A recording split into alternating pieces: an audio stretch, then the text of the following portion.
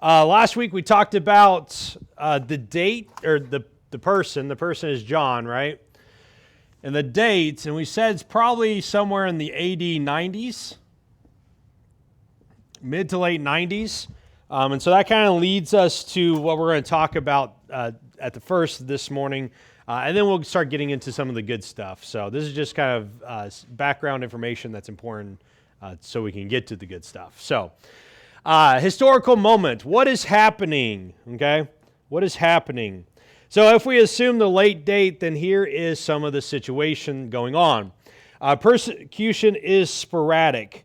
So we need to understand that when the early Christians talk about the persecution that they face, it was real. It actually happened.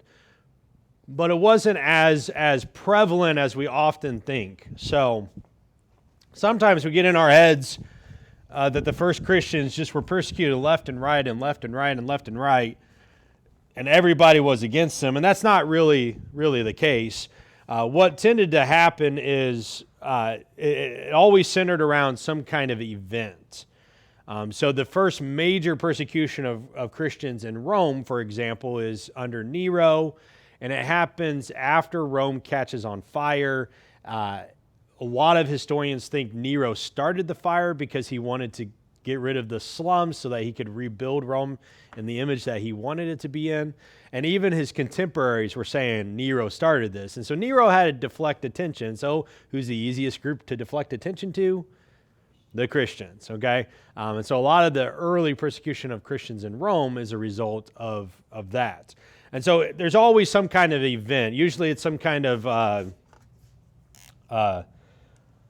what we call the floods and acts of God, right? Sometimes it's an act of the gods. They would say of the gods. We would say act of God. So an earthquake, a flood, a famine, things that they have no control over. And that happened, I mean, right now we are suffering drought in America, but would you know that if you went to the grocery store? Not really, right? So because we get our groceries from everywhere, right? Our tomatoes come from Mexico, or avocados come from Mexico. We're not getting it from Joe down the street, okay? And so we don't really feel it the same way. So it is sporadic, but we also see that I think that John is looking into the not too distant future where he believes that the persecution will become programmatic. What we mean by that is that the government's actually going to start to institute persecution of Christians. And so we definitely see that historically. Domitian has it some, but it's not that big. Really, once you get to the late 200s and the early 300s, here we see major persecution of Christians programmatically from the empire. So the empire said, if you don't sacrifice to the emperors, you're going to be killed. And what did the Christians, at least in Africa, do? They didn't sacrifice to the emperors, and so they were killed. And so we see a lot of that historically. And so John is, I think, foreseeing that happening, and he's writing this book. We also see that there is a divide between Christians and Judaism that's at a fervor pitch at this point. Jesus came and he divides the Jews from the Christians, right? Those who truly believe from those who don't. And really we see they live together for a long time, but that kind of stops once you get to AD 70. Because, again, what happens in AD 70? You get the destruction of Jerusalem, to which the Christians are like, that doesn't matter because Jesus is what matters. And the other Jews are like, well, you're not really a Jew then. And so then it becomes a fervor pitch. The Jews were treated poorly by everyone. And it happens for a long time. Like, everyone treats the Jews poorly. What happened in Nazi Germany is just a culmination of what had been happening for generations, like centuries. Okay, and the Germans were not unique in their hatred of the Jews. They were unique in the fact that they actually carried out what they said they were going to do. Okay, and so everyone, even the Romans, everyone's treating the Jews badly. They will rebel again in about 120, so about 30 years after John writes Revelation. And so there's this problem. And so the Jews eventually will separate themselves completely from the Christians. And they're trying to make that point in the 90s at this point, right? They're already saying Christians are not Jews. And that becomes important because Christianity had a status under Judaism where they were a official religion. But once the Jews say, no, you're not a part of us, then they become unofficial. And that opens up the door for more persecution for the Christians. All right. We also see that the churches are not doing well. So if you read the 7 letters to the churches, you see that they are all somewhere along a spectrum of dealing with compromise. Okay, that seems to be what the letters are trying to say is stop compromising with Rome. It doesn't work. It's not going to work. Okay. Interestingly, we do have a chiastic pattern if you look at the churches. The first and last church are compromising their faith completely. The second and sixth churches are weak, but are encouraged to continue, but they are the ones that are not compromising.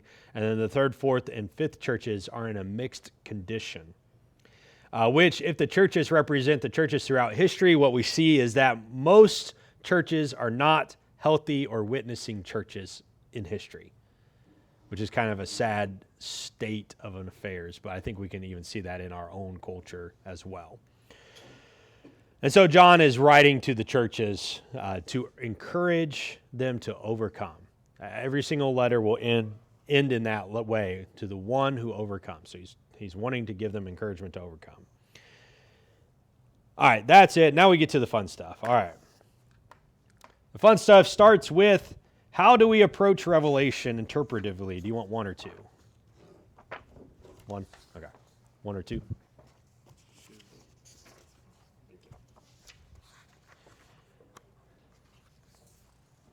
I'll let you pass that to your table. You want one or two for you two?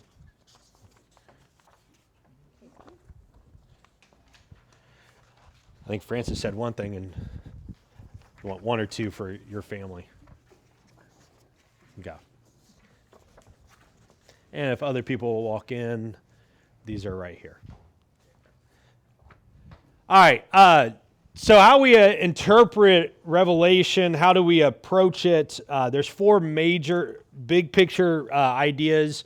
Some of it is dependent upon if you think it's written in AD 70 or AD 90, that will affect how you approach Revelation. And then other things is how do we view the book in general, so the genre, and how does the genre affect what we read. That's why we had to do these other things before we got to this part, okay? So this is where we start getting to the fun stuff. So the first, there are 4 major approaches, okay? The first is what's called the Preterist View. There are 2 different forms of the Preterist View. So we'll kind of show you both of them, and you can see how it will affect how you read Revelation. The first view is what we would call the normal preterist view, and this says that Revelation is primarily dealing with the fall of Jerusalem. And so they would say it's written before AD 70, and that it's a judgment. Everything that's written in it is about the destruction of the temple and of the city. Okay, so that's what they do, what they view. And so when they read Revelation, they are going to focus mainly on the judgment of the Jews for rejection of Jesus. And of course, there are some problems, in my opinion. Some of it is, there's a handout right there if you want it. Some of the problems is it definitely limits the scope only to Israel, and that includes Revelation 21 and 22. So what does Revelation 21 and 22 talk about? Heaven, yes, the new heaven and the new earth, the new Jerusalem, the city coming out of and coming onto earth, and God dwelling with his people, right? So here's the question, right? If we are talking about the destruction of Jerusalem only, then what do you do with 21 and 22? And there's no good answer from a preterist viewpoint, okay? Because they are limiting so much, there's just no good answer. They also lack consistency. For example, in Daniel 7, they will say that Daniel 7 is talking about pagan Rome, and that, but then they get to Revelation. Revelation is not talking about pagan Rome at all, and yet they use a lot of the same imagery and wording and that type of stuff. So there's a lack of consistency in the way that they interpret things. They also tend to ignore the sevenfold refrain that says every tongue, tribe, nation, and people. How can that be only Israel? Like that's part of the problem. So I would not say at least the first preterist view would not be a good view to have. There's a lot of problems. Every one of these have problems. So we got to kind of choose the best one of the problems. The one that's least problematic is how I would say it. So this one has just a lot. The second preterist view, I don't know if I gave a name for it. I need a copy. I don't know what I gave you guys and what my notes say. All right, there is no another one. Okay, this one reads some of them have names, some of them don't, so I'm just trying to see here. This one just views Revelation as a talk about the fall of Rome as a nation. This one's a lot more viable, except that there are some problems that it still deals with, right?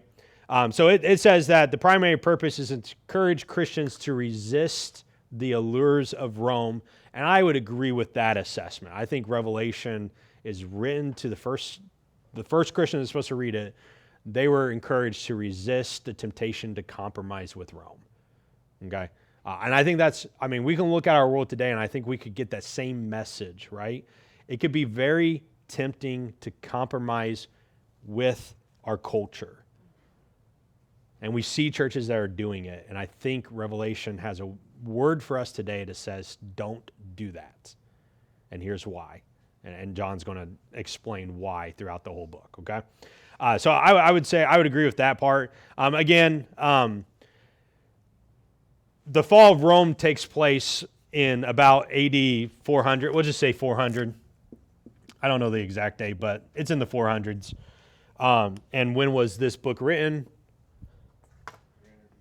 300 years before. And so if it's only dealing with the fall of Rome, the problem that this deals is,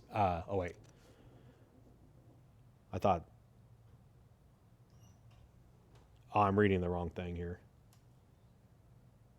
I read the wrong thing. Ignore me. This is more palatable, but it still comes from it still has the same problem where it doesn't really mean a whole lot to the first Christians reading it. I don't know. I misread something. So, all right, let's jump to the historicist view. This view argues that Revelation 4 through 20 is the successive historical events until the return of Jesus. So basically, when John writes in AD 90, from AD 90 until Jesus returns, I know how to spell Jesus, that Revelation 4 through 20 is telling all of the marks up until Jesus returns, okay? And so that you should be able to, according to this view, you should be able to read Revelation, look at history, and see where it all fits. And by summation, you can also see where you fall along the line, okay? Now, here's kind of where we get to some so they see the seals, the trumpets, and the bowls. If you don't know, there's three major judgment groups. They're the seals, the trumpets, and the bowls. There's 7 of them in each one. And every time a seal is broken, every time a trumpet's blown, every time a bowl is poured, there's a judgment that takes place. All right. And so they view these as predictive real events. Here's the problem is that most historicists believe that they are living in the end of ends right now. And so it causes a problem in their interpretation because the historicists of AD 300 and the historicists of 1900, look at different events and say, this is what the seal means. Okay? Oh, that's the wrong page, that's why. Oh yeah, I have that here. Probably a lot of truth to the Historicist View, but it's kind of like Daniel didn't know how it was going to end, that it was going to be, Alexander the Great, his kingdom being split up. Well, for sure, Daniel did, but the later Jews could look back and say, oh yeah, we can see that. Right, but if we're still in the history of it, you always want to put where you live into it, and it's like, I don't know if we're as important as we think we are. Yeah. Yeah. Well, it's interesting. So when I was in college, I bought Haley's handbook, and I think you talked about that a couple of weeks ago. And Haley is a historicist, and so I'm reading Haley, and he wrote maybe in the early 1900s, and I'm like, man, okay. So, and it's just kind of where you get to is like you said, they think everyone thinks they're in the end of ends, and I think there's a good explanation. And I'm saving it till the end of what I think, but I think there's a good explanation for why we can do this. I don't think it's wrong to say, hey, this reads a lot. What I'm living right now looks a lot like Revelation. I don't think there's anything wrong with that. I do think the problem with the historicist is most of the book becomes meaningless to the original audience, right? Because if it's talking about until Jesus returns, well, 1900 years past when John first wrote this, and so what about those events? Like, what does it mean for those first readers? And I still think we cannot forget that this is a letter, right? And it's meant to mean something for that first group. And so that's kind of my problem. If it's a letter, it must mean something to them. And John makes it, I think John writes it very clearly. He writes it very clearly at the very beginning, right? I'm writing this letter to you. And so I think it means something to them. So, all right, that's historicists. Let's look at the futurists. All futurists will say, especially this first view, will say that Revelation 4 through 22:5 speak about future events that take place in the tribulation. This is called dispensationalism, okay? It has a special name. The first one has a special name for sure. It is probably the most popular and one that you've probably heard before. It always interprets, well, I'll explain it. It's the one that's popular. If you read any Left Behind stuff, that's dispensationalism. Dispensationalism has a couple of underlying theological assumptions that I think are wrong and unbiblical, and so then their interpretation of Revelation then becomes wrong and unbiblical. I could dive into all of that, but I don't have time. So some of my problems with dispensational futurism is that it interprets Revelation literally always or nearly always. And so it gets really hard to read Revelation because you're looking for literal events rather than symbolic events. And we'll talk about why we should read symbolically after we get through the interpretive approaches. But I think that we talked about it's a genre thing, right? This is prophetic. This is apocalyptic. It's a letter, yes, but it's prophetic and apocalyptic. And apocalyptic literature in particular is highly symbolic. And anytime we get to a passage where we have to ask, should we read this literally or symbolically in Revelation, we should read it symbolically. We should tilt towards this direction and try not to be literal, which then affects how we will read different things. So, another problem is the church never experiences the events of Revelation 4 through 20. Why is that? In dispensation, if you read Left Behind, why does the church, you're sucked up into heaven? Okay, the church is they have a name for it. What's it called? Rapture. Thank you. They're raptured into heaven, and so they don't actually experience Revelation 4 through 20, which gets us to an even bigger question.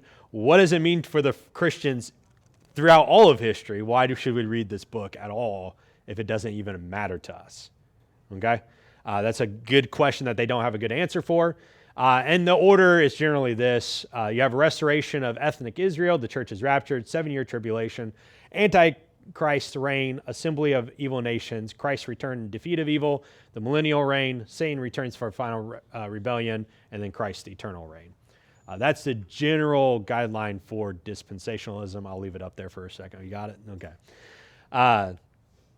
And for them, 119, we'll talk about that verse. 119 is pivotal for their interpretation of the entire book.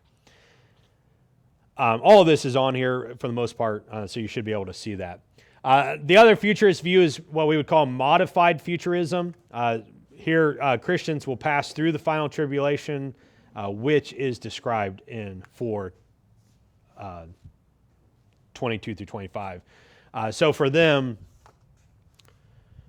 sometimes we talk about, you'll hear this talked about pre-trib, post-trib. And what they mean is, when do you think Jesus is going to take his church?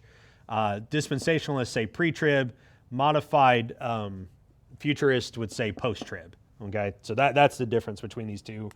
Jesus comes back for his church at the end of the tribulation, according to this view. There are some good things. Okay, they're not as literal as dispensationalists, so they will read things symbolically at times. They do also believe that the church is the true Israel, and this is one of the problems with dispensationalism, is that the church is not the true Israel, which I think Paul very clearly writes in Romans 9 through 11 and says, yes, the church is Israel. Not all Israel is truly Israel. Not all Jews are truly a part of Israel, and that some have been cut off and the wild branches have been grafted in. We are a part of the true Israel as the church. And so I think that's part of their problem. This view doesn't have that problem. There's no pre-tribulation rapture, which is a whole other issue. Some differences on how it plays out between the dispensationalist view. However, all futurists have the following problems. Mainly, they relegate the book to insignificance for the original authors and even for modern readers. Why should we read this book at all? It doesn't matter to us. There's no good answer for that. Where I do think that it is helpful for us. All Scripture is God-breathed and profitable for Christians for training up. And if we're going to call Revelation Scripture, then it needs to mean something to us. Okay. Also, this is further problematic for those who believe in the 7 church age theory.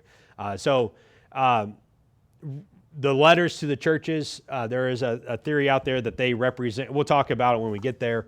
That there's a church age for each of the 7 churches. And again, if we can figure out what age we live in, then that one letter matters to us and the rest of the book doesn't, right? So if you do hold to that view, then you have an even harder time explaining why we should read the entire book, okay? So lots of problems with the futurists. The last view is the idealist view. Here they read Revelation as primarily symbolic, which I think is probably the right approach. There's the true idealists, and they have lots of problems. Okay, they view Revelation as symbolic of the battle between good and evil, God and Satan. But here's their problem, is that they argue that there is no final consummation of history in the book of Revelation. Okay, so essentially what you only read is the fight that happens over and over and over again, and there's no final end to it. That's problematic. Especially, again, once you get to 21 and 22, and had new heavens and new earth, and God is with his people. Like what do you do with that? There's lots of problems, okay? This is a radical view. And just gets in the middle of all of them. What's that? Why are they so hardcore on all their ideas? Everybody? Yeah, all of these. All right, here you go. The eclectic view. Eclecticism. This is why I kind of fall in. This is symbolic. Revelation is symbolic with no specific event in history discerned except for the final consummation. So they do tend to view at a battle between good and evil that's replayed over and over again. So you can find, and so let me explain better. Revelation is played out over and over again throughout history, except for the last chapters, which is the final consummation. So they would agree with the historicists. So that the elected agree with the historicists in that you can look at history and find the events of Revelation in it. And the reason why the guy in AD 300 was finding events in it, and the reason why the guy in 1500 and the guy in 2022, that's the year we're in, why we can look at history and see similar events is because it is constantly being played out. All right, we can find encouragement in the book of Revelation today, and that's where they agree. But they're not limiting to just one event. So the eclectic isn't saying, well, this is a good one is the Muslim invasion of Europe is used by the historicists as one of the ideas, especially the locusts coming out of the abyss. All right, that's a pretty popular one that you'll find a lot. We can say, well, yeah, that probably was maybe one, but there's other events like that. You know, we could look at 20th century guys looked at communism in Eastern Europe being that case. Okay, that's very, very true. Could easily be that. Okay, and so we can look at multiple events. And so the eclectic, it's idealist in that it views it as symbolic, but it's not radical idealist. Okay, and then they can agree with the preterists, not necessarily the fall of Jerusalem, but the fall of Rome, because it's just like the historicists, right? Yeah, those are true events that happened, and this will happen again. And so we can agree with the futurists and say, yeah, it's going to happen again until Jesus returns. And so as Christians, we need to be aware of it and be looking for it. So that, I don't know if that answers your question at all.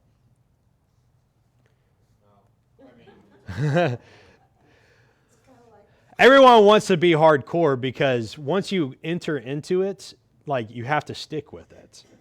And so if I'm going to say this only deals with the final 7 years of history, I have to stick with it. Right. You know? Everyone wants to be right, and they're too prideful to admit that they're wrong. Right. I mean, there's some that, but you also have the problem of you have to be consistent in your interpretation. And so you have to fall somewhere, and that's where the eclectic is the middle ground usually. So if you're looking for a middle ground, this is the middle ground, and we can agree with a lot of them and say, yeah, that's probably not wrong. But what we want to get to is what's John trying to say in this, and not necessarily say, well, this is the fall of Rome, or this is the Muslim invasion of Europe, or communism, or whatever the next big thing is going to be. So that group reads it as everything is symbolic, like you were talking about? Yeah, everything is symbolic. But it's also got teaching in there. Yeah. And that's why I think you see. I think what John's trying to do through the book is he's trying to communicate a message that is timeless. We can take and apply it to our lives today. We don't have to be tied to a specific event in history. And I think that's where we should view Revelation. It's not really meant to be tied. It uses language from AD 90 and what's happening here because it's what John's people needed to hear, and they could hear it, right? And we're going to have to interpret it through that lens, but we can still apply it to our world today. And there's very much ways in which we can apply this. Very much so. With the dispensationalists, is there any of that however you say that, is there any of that you would interpret probably into then? No, not with dispensational. I could do modified futurism. Dispensational has some theological assumptions that I don't think are biblical. And they all tie into every one of the Yep. The biggest problem with dispensationalism is that, I'll write it up here, that God was surprised that the Jews did not accept Jesus. So this is their biggest assumption and underlines the rest of their theology, especially their New Testament theology and their theology of the church. And so everything that they read comes from this. And so the cross is plan B.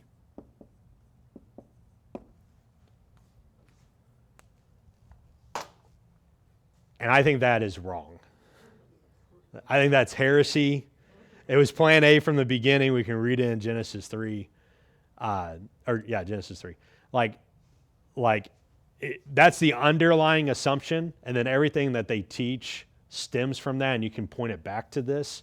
I read those 7 things that were on there, right? It starts with a revival of ethnic Israel. Well, why does that need to happen? It needs to happen because the church wasn't supposed to be. And then if you read the Left Behind stuff, a lot of their stuff, the church is there, yes, but it really is Israel that's the focus. And it's because the cross was plan B. And so God said, they're not ready now. We're going to wait until they are ready.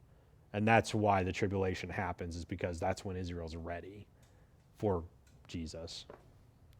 And again, I can't get behind that at all. Well, to assume that God could be surprised is to also assume he is not omniscient, omnipotent, or omnipotent, which is kind of Yes. one of the defining features of Yes. And then again, I read the rest of the New Testament, and I mean, Jesus, even in the gospel, says, over and over again, I'm going to go to Jerusalem, I'm going to die. No, it was God. I don't know. When was he surprised, right? hopefully they won't kill me. Yeah, I don't know. So maybe the futurist I could, because there is a sense throughout the New Testament that there will be a final persecution of Christians. And I think the events of Revelation could easily be played out during those times. Is it 7 years? I don't know that we need to limit it to 7 years. We're going to see that in this next section. We're going to talk about symbolism. 7 is symbolic. It's a highly symbolic number. And so I don't think it needs to be read literally. And so I could get behind the futurist, modified futurism, but I dispensational. With the Song of the Grinch, 29.5 inch or 29.5 foot pool or something like that. Yeah, there you go. Okay. That's kind of how I treat dispensationalism. So there's a theological understanding undergirding it that makes the whole thing mess up, and then you have so many other problems because they tend to be pre-trib people, and so then you get to like First or Second Thessalonians. It says that when Jesus comes back, everyone will know, right? Like it's Second Thessalonians. First Thessalonians, he says, "Hey, Jesus is going to come back. This is what's going to happen." And then he has to write Second Thessalonians because they're like, "Oh wait, did we miss Jesus?" He's like, "No. It'll be the sound of a trumpet." I don't know if you've ever been around a trumpet. Is trumpet quiet? No. It's pretty loud, and it's an archangel's trumpet. So my assumption is it's probably louder than all of our trumpets. All right, and then it's it. It's very clear. Jesus comes back. Dead in Christ rise. Go to him. Then us who are living go with him, and then it's over. So the pre-trib idea has a lot of problems with interpreting verses like that. So the only one they have is Matthew, and I just think they're reading Matthew 24 wrong. Matthew 24, he says, "It will be like the days of Noah. There'll be 2 people out in the field. One will be taken, one will be left." Okay, that's where you get the left behind phraseology, right? Here's the question that I always have. In the days of Noah, who was taken and who remained? The faithful remained. So Jesus doesn't go into explanation, but we have to ask that question, who is being left behind, because it's not explained. And if you read Revelation 21, the new heaven and new earth come together, and where are the faithful? They're still here. So I have problems with pre-tribulation interpretation. So I could talk about the problems I have with dispensational all day, but we'll just leave it there. There's enough questions. There's questions in all of them. The reason I asked, I knew that Yeah. I didn't know if there was anything we could take from it that was fruitful or not. I can't. Maybe there's 7 letters, what they think about the 7 letters, but even then, dispensationalists tend to lean towards a church age theory, which that interpretation isn't necessarily, I mean, what they're saying about them isn't necessarily wrong, but you still have the same, I think I think you're talking about the churches are not ages, but the types of churches that you find in any age. And I think if we had to pick one for the Church of America, I think Laodicea fits us pretty well right now. You say you're rich, but you're poor. You're neither hot nor cold. I wish that you were either. But because you're lukewarm, I want to spew you from my mouth. Like, I feel like that fits a lot of what we are in our culture, at least in America. Other churches are different. Other cultures, and even within America, I think you'll have different churches of different styles, but collectively, I think that's probably our problem. Well, it seems like the churches that are hot in America are ones that give into the culture more. Yeah. Don't want to recognize sin. Yeah. So, it's no good either. Well, and that's the problem with Laodicea. They say they're rich. They probably look good on the outside, but they've compromised so badly, right? And that's I think that if there's one thing you can take from the entire book, but in particular those 7 letters, it's don't compromise. It's not worth it. To the one who overcomes, great blessings come. So, let me see here.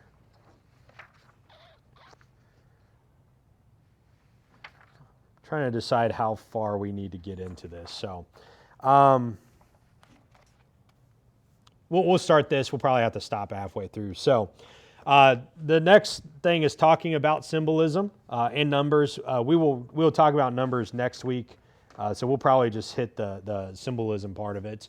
Oh wait, this approach in this class. Every view has a problem. I fall in the eclecticism.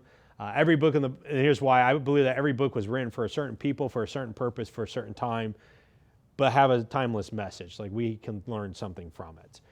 As long as we understand those things. So Revelation must mean something to the 7 churches in their time.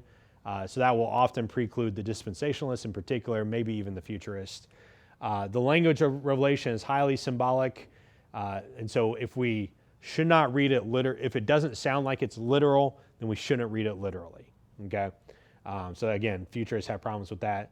I also don't think the preterist views fit too well because I don't think it's talking about the fall of Jerusalem. I don't think it's talking about the fall of Rome, although it could be more Rome than anything else. And then the radical idealists are just wrong. Jesus is coming back someday. So we'll just leave it there. I do think historist interpretation depend on the time of the commentator. So if I'm going to interpret it, I'm going to look for things that are happening in my time, which is just what eclectics do, right? We're going to look at things that are happening in our time and interpret it through the lens of Revelation to be encouraged to not compromise and to be faithful and overcome. So that's why I tend to approach this. All right, symbolism. We'll get to the very beginning. I don't think we'll get very far. Okay. Let's look at Revelation 1:1. So if you have your Bibles, you can turn to there.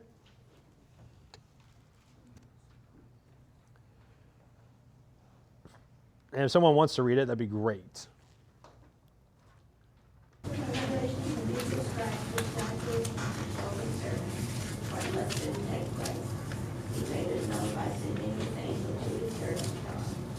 All right, this is an important verse because it's the introduction, and there's 3 words that pop up here that we need to look at. Apocalypsis, the revelation, interpreted revelation, I have it up here.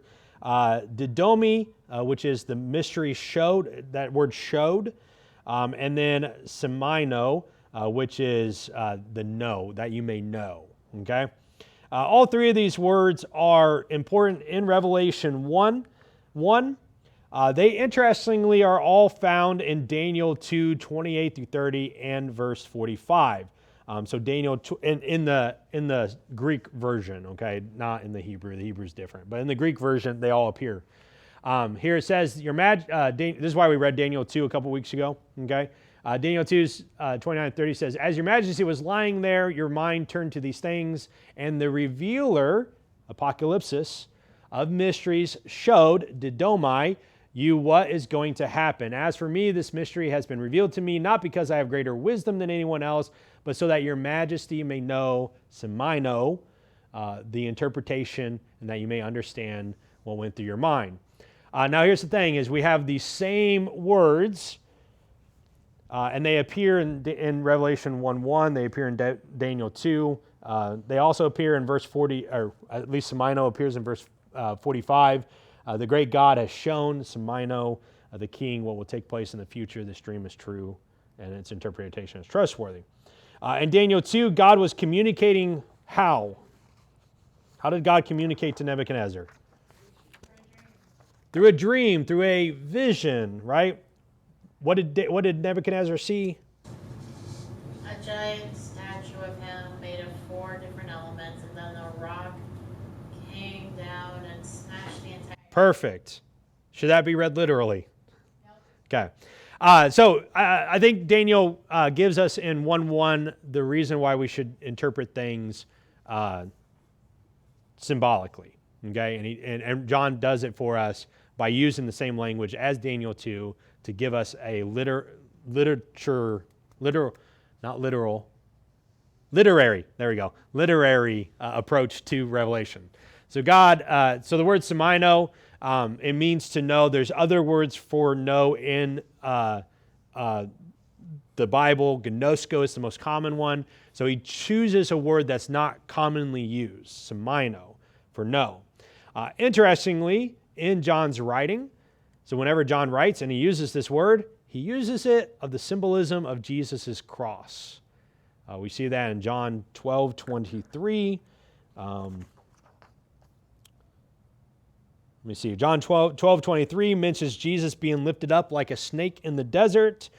You see it in John 18:32. It's during the trial and discussion of what kind of death he would suffer.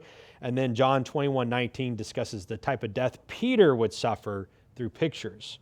And so this noun, at least used by John, always is with symbolism in mind. The word didomai expresses the ideas of symbols through an angelic mediator. Okay, this is a common word in the Bible. It appears 7 times in Revelation. We'll talk about why that is in a little bit. And they all are done before major visions, except for the very last one, which is a conclusion statement. So every time you see this word, you should expect a vision to follow through an angel. Okay, usually through an angel. So again, should we read these things literally or symbolically is the question. Thank you for answering. The last thing is this. I guess not the last thing. I say it again. Usually in Scripture, we read things literally. So anytime you read something like the flood of Noah, you should read that literally. This really happened. All right. Generally, we tip the scales towards that. There are moments where we shouldn't. So in Judges, there's a guy that escapes the destruction of his city, and he comes back to pronounce judgment upon Abimelech that had done this. And he tells a story about trees and animals. He tells a fable. Should we read fables literally? Probably not, right? Usually trees don't talk. Usually animals don't talk. Probably not, okay? Again, usually. So usually we would say that we should try to read things literally, but with these 3 words in Revelation, apocalypse is that idea of symbolism and visions. And so in Revelation, the balance should be tipped the other way. So if we get to a passage and we're not sure whether we should read it literally or figuratively, we should read it figuratively, all right, symbolically, okay? So that gives us to the more important question, how do we read figurative language? And for Western thinkers like you and I, it is hard. We just don't use it very often. So Rome in particular was a very judicial society. So they just couldn't declare war. They had to take it up for a vote in the Senate before they could declare war. Sound familiar? Okay. We are very much a Latinized country. We think like the Romans did. We are very litigious in our society. Would you agree with that? And because of that, we take things literally far more than what we probably should. And it's just built, ingrained into our culture. There's nothing wrong with it. It's just how it is. Hebrew culture was not that way, okay? And they are very symbolic and very looking at different things, okay? And so metaphors are hard sometimes for us to discuss. And so I'm going to actually stop here after this slide because we need to understand how metaphors work, and I don't have enough time to explain it all. So a great example for metaphors, they usually transgress the meanings of the words themselves. For example, when Jesus says, Peter, you are a rock, what do we mean by that? Generally, we do not mean that Peter is a literal rock. Okay. I had a teacher who was talking about the 70s, and she said that they would have foreign exchange students come over, and the kids would say, hey, do you want to go get stoned? To which the kids are like, no, I really don't want rocks thrown at me, right? And they're like, no. And I don't know why my seventh grade teacher was telling us this, but she was. So I do believe that she probably participated in those events, looking back at her. So great teacher. I don't know, it's a great teacher, but there were some things I'm like, okay, cool. So anyway, we're going to stop there, and then we'll dive in deeper into some tools we can use since we do struggle with symbolic language. And I have a handout on all the numbers in Revelation, and it's front and back. So